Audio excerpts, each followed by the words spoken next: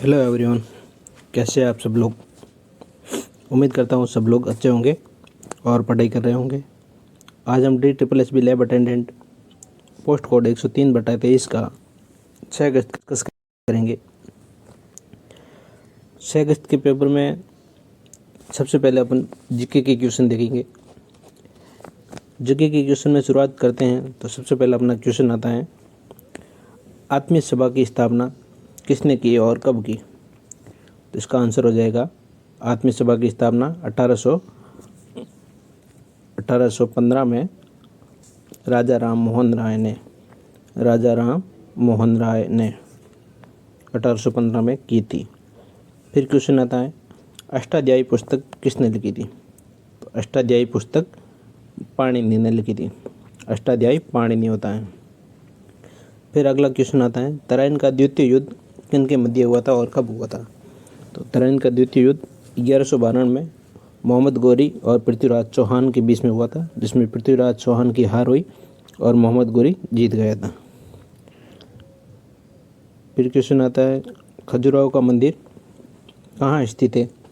खजुराहो का मंदिर MP में है और चंदेल शासकों ने इसका निर्माण करवाया था। MP में चंदेल शासकों ने खजुराहो का मंदिर का निर्माण करवाया था। फिर क्वेश्चन आता है, सूर्य मंदिर कहाँ है। तो सूर्य मंदिर कोणार्क में है। फिर आता है, असहयोग आंदोलन कब हुआ। असहयोग आंदोलन 1922 में हुआ। फिर है, गांधी इरविन समझौता कब हुआ। गांधी इरविन समझौता 1931 में हुआ। ये सिर्फ एक शिफ्ट का ही पेपर नहीं है, इसमें आज की जो दोनों शिफ्ट का जो पेपर आया उन्हीं का मिक्स में है क्वेश्चन।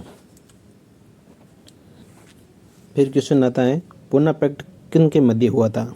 आप सबको पता है, पूना पैक्ट BR अम्बेडकर और महात्मा गांधी MGT यानी कि मोहनदास करमचंद गांधी के बीच हुआ था। फिर क्वेश्चन आता है, CAG article controller and auditor general, इसका आर्टिकल कौन सा है। इसका आर्टिकल है 148 कंट्रोलर एंड ऑडिटर जनरल। फिर क्वेश्चन आता है, चुनाव आयोग किस में है। तो चुनाव आयोग आर्टिकल है 324। फिर क्वेश्चन आता है, आपातकाल के भी 3 है, 352 भी है, 356 भी है और 360 भी है। तो अपना जो क्वेश्चन आया था उसमें आया था क्वेश्चन 356 वाला। तो राइट आंसर क्या हो जाएगा, 356। फिर आता है, कंप्यूटर में अक्षरों को बोल्ड करना क्या कहलाता है या फिर कैसे करते हैं। कंप्यूटर में अक्षरों को बोल्ड कैसे करते हैं। तो अक्षरों को बोल्ड करने के लिए Ctrl+B दबाते हैं। फिर उत्सव से रिलेटेड क्वेश्चन आया था, योसांग उत्सव कहाँ मनाया जाता है। तो योसांग उत्सव मणिपुर में मनाया जाता है योसांग उत्सव। फिर आता है क्वेश्चन, मूसी नदी हैदराबाद में बहती है या हैदराबाद के किनारे से बहती है। फिर आता है क्वेश्चन, साबरमती नदी। तो साबरमती नदी गुजरात से बहती है। इसके अलावा भी क्वेश्चन है,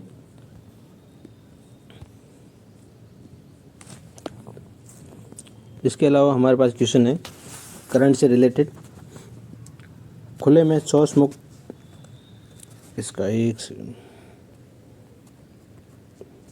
खुले में शौच मुक्त प्रथम शहर कौन सा है। तो खुले में प्रथम शहर हो जाएगा मैसूर। फिर आता है क्वेश्चन, कपास में भारत का स्थान कौन सा है। कपास निर्यातक में भारत का स्थान 2nd स्थान पर है और पहले स्थान पर है जो USA है। फिर क्वेश्चन आता है, बीबी का मकबरा किसने बनवाया था। तो बीबी का मकबरा आप सबको पता है, बीबी का मकबरा औरंगजेब ने बनवाया था। कल औरंगजेब से रिलेटेड आया था, जिंदा पीर किसे कहते हैं। जिंदा पीर भी औरंगजेब को कहते हैं, वो कल आया था क्वेश्चन। और आज का क्वेश्चन है, बीबी का मकबरा किसने बनवाया था। औरंगजेब ने। फिर क्वेश्चन आता है, the race of my life पुस्तक किसने लिखी। मिल्खा सिंह ने। फिर क्वेश्चन है, राष्ट्रपति पर महाभियोग आर्टिकल 61 में है। आप सब लोग अगली शिफ्ट में जिसका एग्ज़ाम है वो उपराष्ट्रपति पर महाभियोग या फिर उस उपराष्ट्रपति की नियुक्ति के बारे में क्या क्या है उन सब के बारे में पढ़कर जाएं, क्वेश्चन आ सकता है। फिर आता है, FIFA 2026 कहाँ खेला जाएगा। तो FIFA 2026 USA, कनाडा और मेक्सिको, इन 3 शहरों में खेला जाएगा। फिर आता है, लोकसभा का आर्टिकल, लोकसभा कौन से आर्टिकल में है। तो लोकसभा 81 आर्टिकल में है।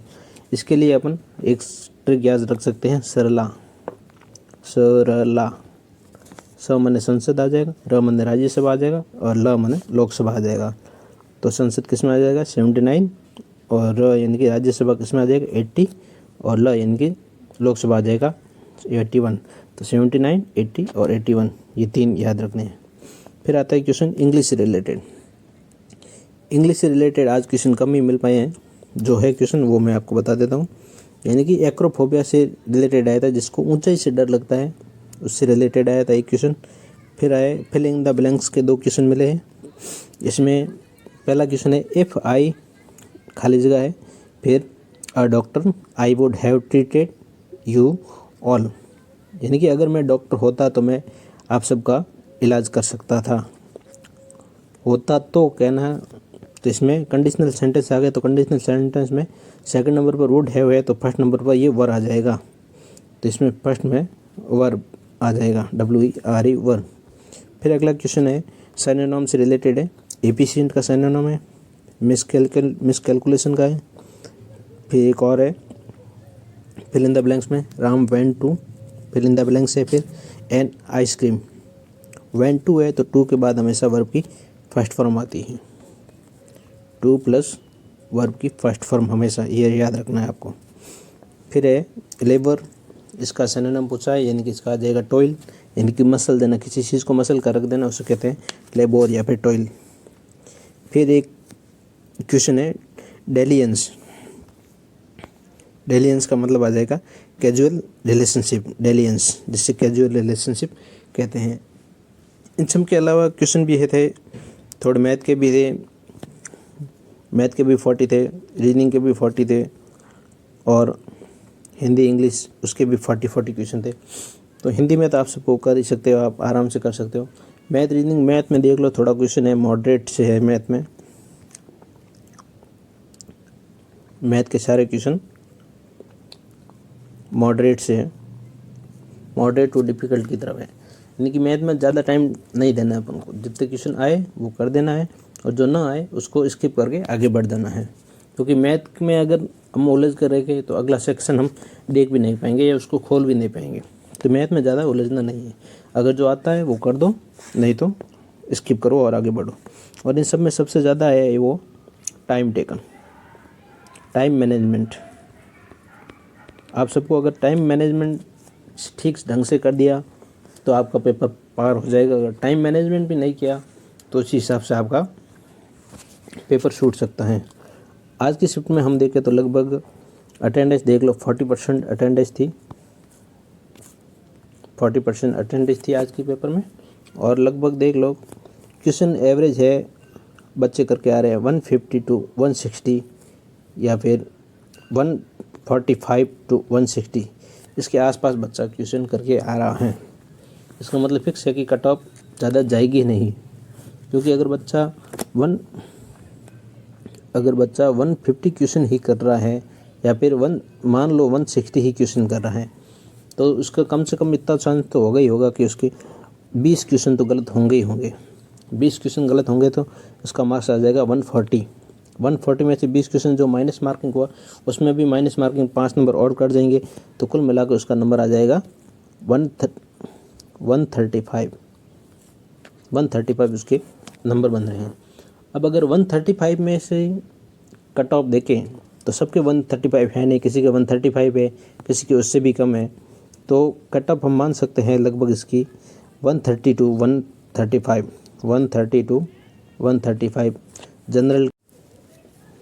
ये आज का पेपर था। इसके अलावा अगर आपको मैथ या रीजनिंग से संबंधित कोई प्रॉब्लम आ रही है तो कमेंट बॉक्स में आप लिख कर बता दो, तो मैं उसके लिए एक डिटेल वीडियो लेके आ जाऊँगा, मैथ के लिए या फिर रीजनिंग के लिए।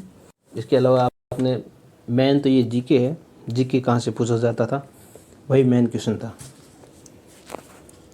अगर मैथ में आपको दिक्कत आ रही है तो कमेंट बॉक्स में लिख दें, मैथ के लिए मैं एक डिटेल सॉल्यूशन वीडियो लेके आ जाऊँगा, उससे बता दूँगा। और किसी भाई को अगर एग्ज़ाम पैटर्न भी अभी तक समझ नहीं आया है तो वो भी कमेंट बॉक्स में लिख लें, और उसके लिए मैंने एक शॉर्ट वीडियो भी डाला हुआ है कि कैसे वो एग्ज़ाम पैटर्न को देख सकता है और कैसे एग्ज़ाम में अपना टाइम बचा सकता है। तो ठीक है बॉस, चलते हैं फिर, मिलते हैं अगली शिफ्ट में कल। चैनल को सब्सक्राइब कर ले आप सब, और जो कोई डाउट हो तो वो नीचे कमेंट बॉक्स में लिख दें। Thank you.